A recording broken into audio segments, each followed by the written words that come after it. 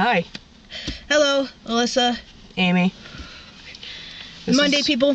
The Monday people. We took a couple of different shots throughout the week, just to get rough takes, and instead of repeating the same thing over and over and over and over, we're just gonna crop them all together. So you're gonna see different takes of us in different clothes and different times of the day, and then at the end, we're gonna have story time. Week 2. Topic. How do you deal with being LGBT in today's society, and how does it affect your thoughts on same-sex marriage? In case you don't know where we're from the Scranton area. Northeastern Pennsylvania.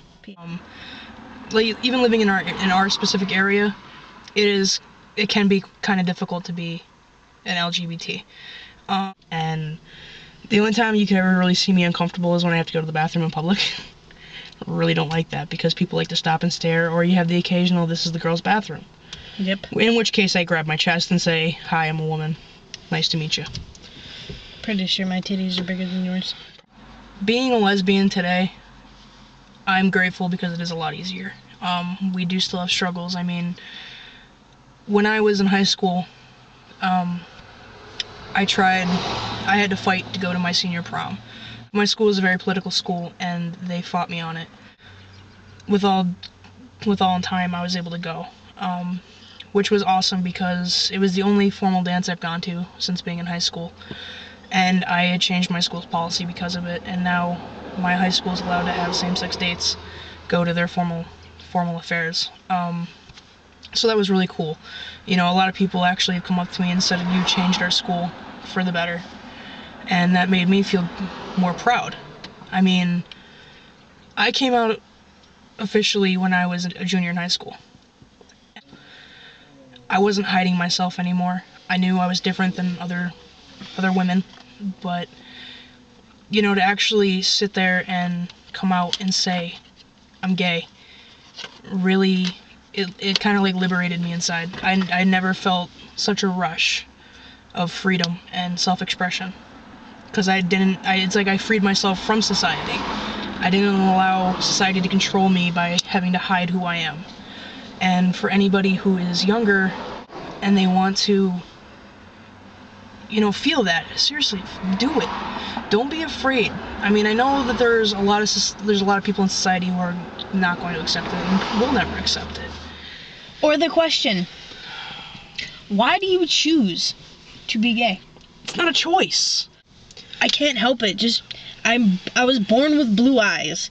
If I could choose to have a different color, I wouldn't because I was born this way. Exactly. I was born gay. If I had a choice to be straight, I wouldn't because I was born this way. It's not about choices. I was just born this way. Just because it's a different way of loving doesn't mean it's not love. Love is love. There's no other way to put it. It's just love. When you feel so strongly for somebody that you would die for them, why should you be restricted as to how to express that love? But yeah, I'm not gonna judge anyone for who they love because love is an unseen force, and you can't change it, you can't affect it. It's unconditional. It's just there. And no matter what you say to me or anyone else, I'm gonna love no matter what. It's like telling me that I can't breathe. Stop breathing. I can't. I'll make you. I'll die. Okay. How does that affect our views on same-sex marriage? Talking about gay marriage fires me up more than anything.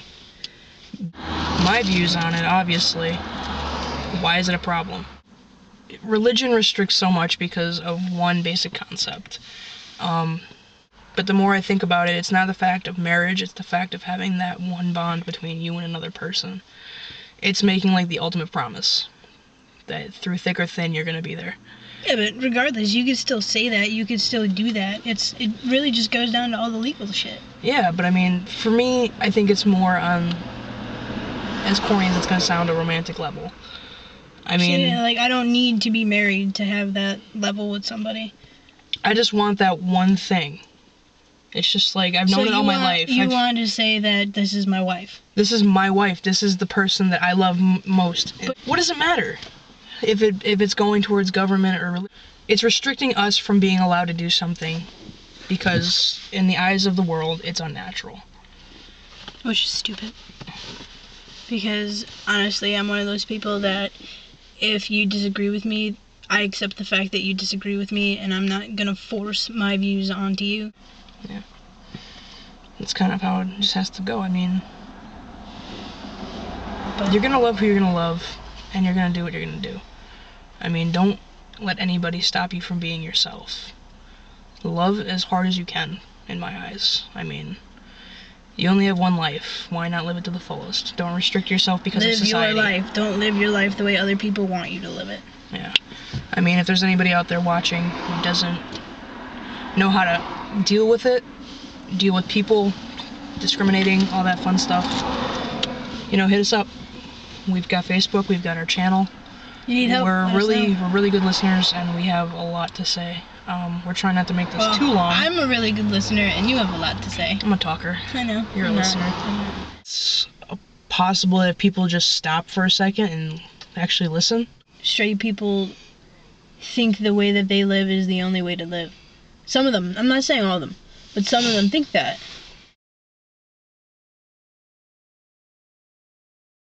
I love gay people. People who don't love gay people should be shaken. I just want to shake them. That about covers it. So we're gonna end this. Make sure to watch everybody else's videos. I can't wait to see what everybody else has to say. And this is a really good topic. So we'll see you guys next Monday. Until then, Be yourself. Love who you love. And don't be ashamed of it. Not for a minute.